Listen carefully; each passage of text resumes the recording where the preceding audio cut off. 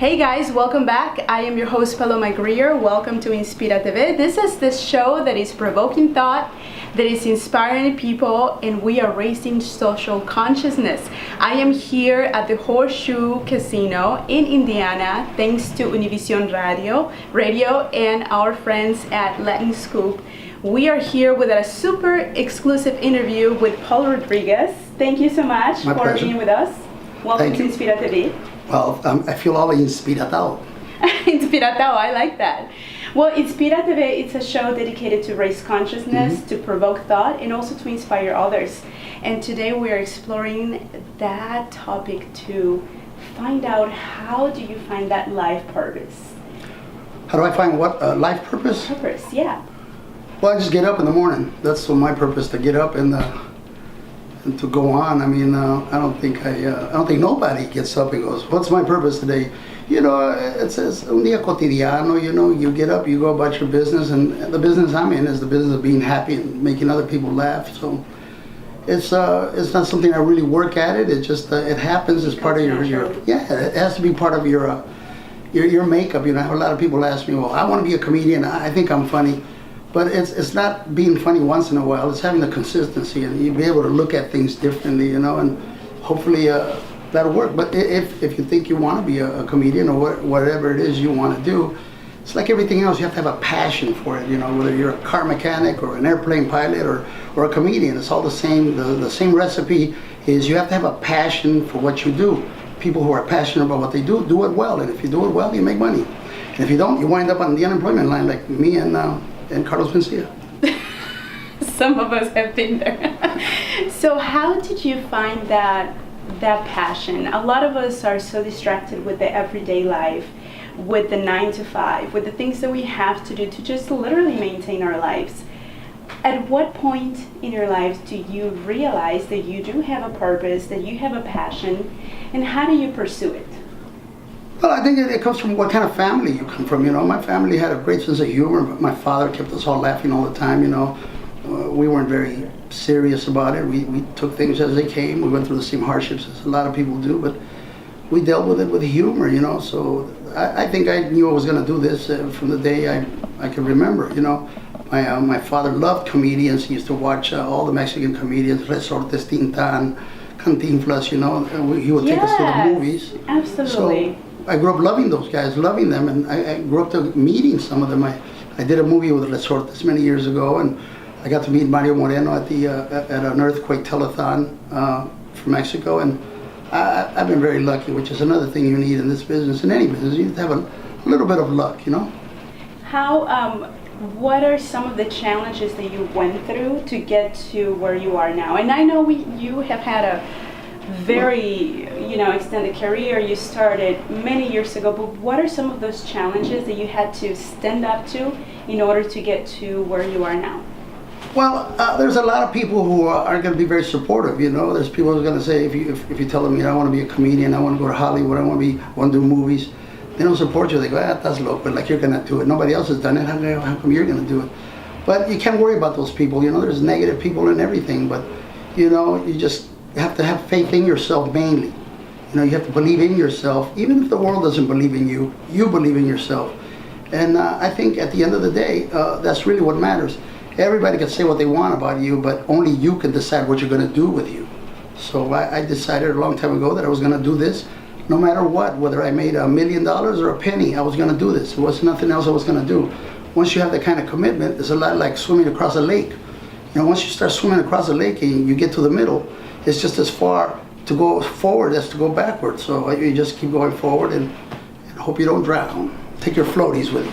So let's take us back to the moment where you're floating. You're trying to make it through. What are some of those biggest challenges or biggest fears that you face? Like you literally say, I'm going to stand up to this and I'm going to fulfill my life, my life purpose, and I'm going to do this. In my particular case, because I was first Mexican American to do comedy, you face a lot of your own people who don't understand what you're doing. They say, "Well, you're just making fun of us. You're making fun of us." Well, they don't understand is I was making fun of me. I happen to be part of you, so you understood that I was making fun of you, but I was just making fun a lot of my material wasn't the best, but you grow, you know. And those same people who thought you weren't going to amount to nothing are not the same people that take credit for you. Look, I have hardships like anybody else, but I never paid them no mind. I was always self-centered. I was always had my eye on the prize. I always knew that one day I'd wind up at the Horseshoe Casino, you know, playing the main room and making people laugh. And my dream came through, and yours should too. You know, it depends how bad do you want it. I just wanted it more than anybody else I know. Do you believe in the law of attraction? I do believe in the law of attraction. That's why I've been divorced 3 times, you know, and I try not to be attracted so much now. Definitely, and that's what we're trying to convey to you. You make your own future, regardless of what your current circumstances are. And I'm sure that you have gone through so many different things where you were not where you needed to be, yet you stayed. You said, this is what I'm going to do, and you did it. And that's the message that we're trying to convey to you. It's a business of heartbreak, you know. When you audition for a movie, you walk into a room and you see maybe 10 or 20 of the best actors in town, and you sit there and say, wow, man, I'm not as good as this guy, I'm not as good as that guy. Well, you're not going to get the job then, you know. I always walk in like I feel sorry for them, that I have to take this job and they have to go home without the job, you know. I always had a little bit too much confidence, you know. I never saw myself as the minority. I always saw myself as the norm, the majority. And that comes from your mom and your dad giving you that confidence. My mom was always thinking that her kids were the best kids in the world, and although we weren't, we believed that. So we just went on forward with a certain kind of high self-esteem, if you will, you know. But it's something that you have to nurture a child. You know, I have children. I try to tell my kids that they are as good as anybody else, probably even better, and it has proven successful. Both my kids are going to do great things in this world, and they're doing good things now. I think it's how you raise your kids. You know, if you raise your kids saying how stupid you are, how dumb you are, you're no good, you know, they will live up to that expectation. If you tell your kids that they're dumb and they're not going to get nowhere, that's what they'll be. They'll be dumb and get nowhere. I think it's a fault of the parents. You have to stimulate your kids. You have to say, yes, you're here for a reason. Your life has a purpose. You're going to be somebody. I know I'm depending on you. I'm looking out for you. You're going to do great things with your life. And it has proven to be so. I think not just my kids, but anybody's kids. If you tear them down, you're not going to expect nothing. You can't ask a kid to talk to them really bad and then expect them to be doctors or lawyers or something. You have to lift them up. That's what we're here for. You know, my father came from very humble beginnings, but he knew that his children would not wind up that way. My father says maybe we were born on the wrong side of the tracks, but one day we're going to be the tracks. You know, we're going to be the destination.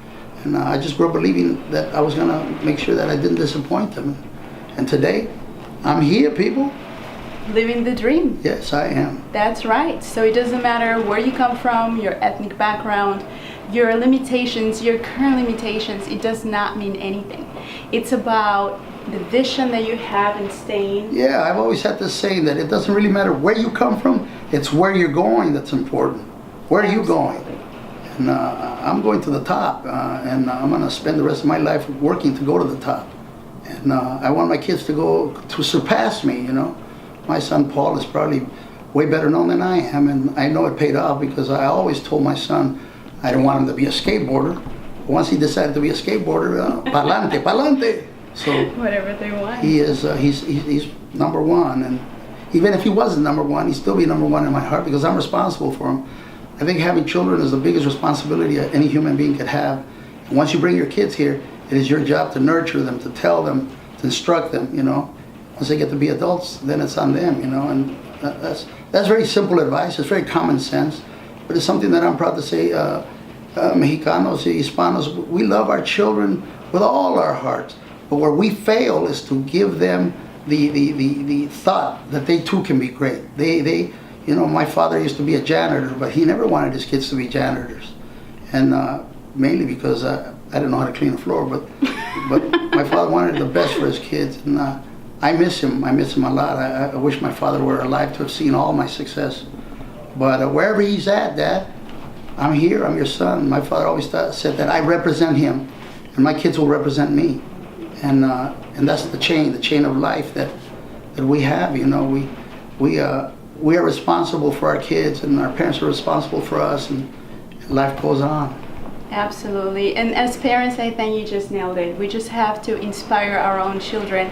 I'm Mexican descent too. I'm Mexican. And yes, of course, your parents want you to be whatever. But it's about inspiring your kids and just letting them know that they can do whatever. They can become whatever, whoever they want. And that's really our message. Unless they want to be white. Then I have problems with that. Nope, you can't be white, son.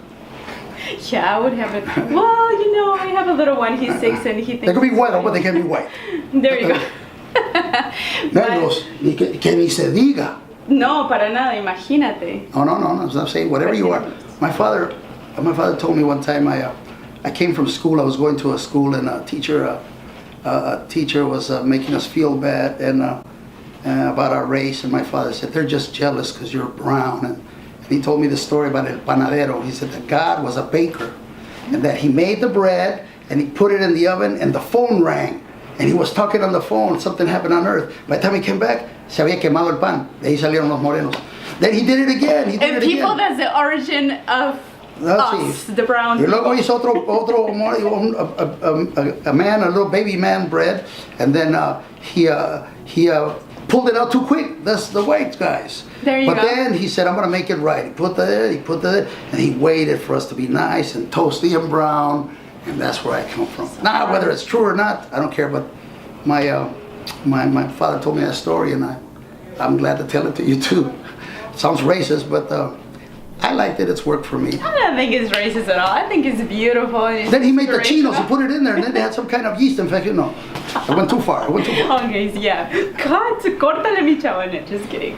Well, as you can see, you guys, this is an amazing man that have very humble beginnings, and look where he's at.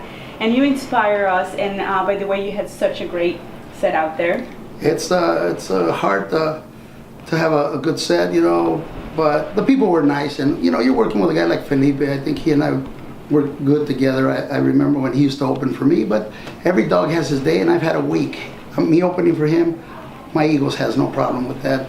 Everybody has part of life, right? You got to make room for the new. I had my day, and hopefully I'll have another day.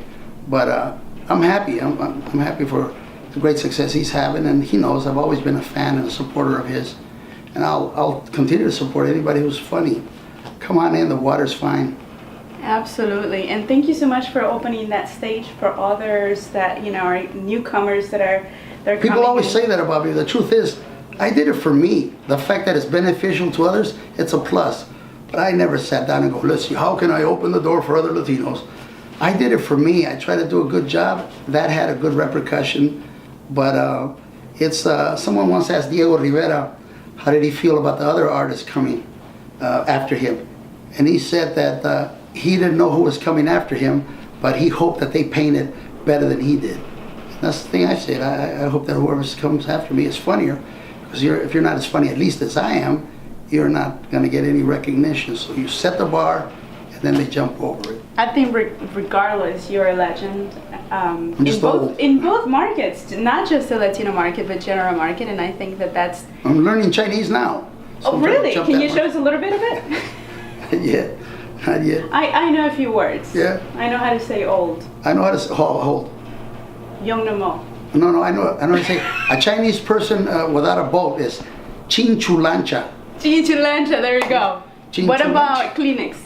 Kleenex, chinchu Kleenex. No, it's quita moquito. Well, también that'll work. See, you learn Chinese here. You learn a little bit of everything. So thank you so much, guys, for hanging out with us. I hope this interview brings you a little bit of inspiration, just a little bit of thought. What is your life purpose? Are you living it? How much are you doing to go after your dream? Just like Paul Rodriguez, just like... And will you get a workman's compensation? And or you get an unemployment check or a check? You know? There you go. We'll get into that next segment. Not.